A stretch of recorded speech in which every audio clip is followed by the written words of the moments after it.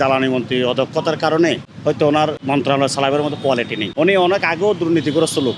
কি বলেন না ভাই, এটা আমাদের কপাল, কিছু করার নেই।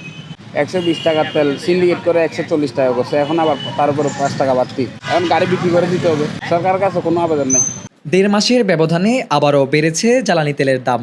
নতুন মূল্য কার্যকরের পর পেট্রোল পাম্পগুলোতে অনেক গ্রাহক এসে জানতে পারেন দাম বৃদ্ধির খবর। আকস্মিক এই মূল্য বৃদ্ধির ক্ষোভ প্রকাশ করেছেন ভোক্তারা। তাদের দাবি, জ্বালানির দাম বাড়লে শুধু যানবাহন পরিচালনার খরচই নয়, বরং সামগ্রিক জীবনযাত্রার ব্যয়ও বেড়ে যায়। তো এখন এই যে 20 টাকা বাড়লো, আবার 5 টাকা বাড়ছে, ভোগান্তিতে আমরা ভুগতেছি। হ্যাঁ, আমরা 500 টাকার তেল তুললে আগে হলো 1 সপ্তাহ 10 দিন চলতো, এখন 2 দিনও চলে না।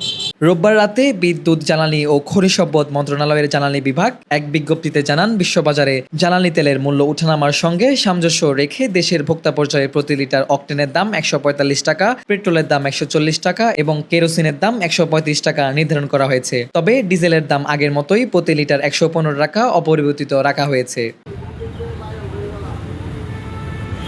এর আগে 18 এপ্রিল জারি করা প্রজ্ঞাপনে অক্টেনের দাম ছিল 140 টাকা, পেট্রোলের 135 টাকা এবং কেরোসিনের 130 টাকা। সেই হিসেবে 1.5 মাস ব্যবধানে অক্টেন, পেট্রোল ও কেরোসিনের দাম প্রতি লিটার প্রতি 5 টাকা বৃদ্ধি পেয়েছে। মূল্য বৃদ্ধির জন্য দায়ী করে একাধিক ভোক্তা জ্বালানি মন্ত্রণালয়ের সমালোচনা করেন। সাক্ষাৎকারে একজন ভোক্তা জ্বালানি মন্ত্রীর বিরুদ্ধে দুর্নীতির অভিযোগ তোলেন।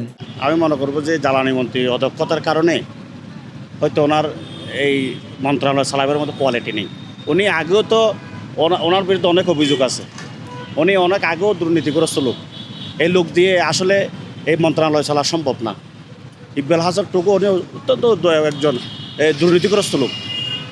হয়তো তারেক রহমান কেন ওনাকে মন্ত্রণালয় দিছে আমাদের বোঝা আসে না। অন্যদিকে প্রফেশনাল রাইডাররা বলছেন, জ্বালানির দাম বাড়লেও রাইড শেয়ারিং সেবার ভাড়া সেই অনুপাতে বাড়েনি। ফলে অতিরিক্ত ব্যয় বহন করতে হচ্ছে রাইডারদেরকেই। এতে দৈনন্দিন আয়ে নেতিবাচক প্রভাব পড়বে বলে তারা জানান।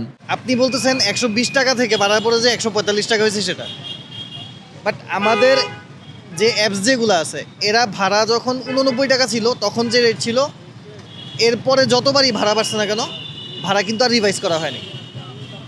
বাট আপনি দেখেন ওই সময়ের তুলনায় এখন সব কিছুর দামই হাই। মানে আপনি হয়তো বাইকার নাও হইতে পারেন, বাট আপনার লাইফস্টাইলে আপনি কি মানে বাজার করেন না।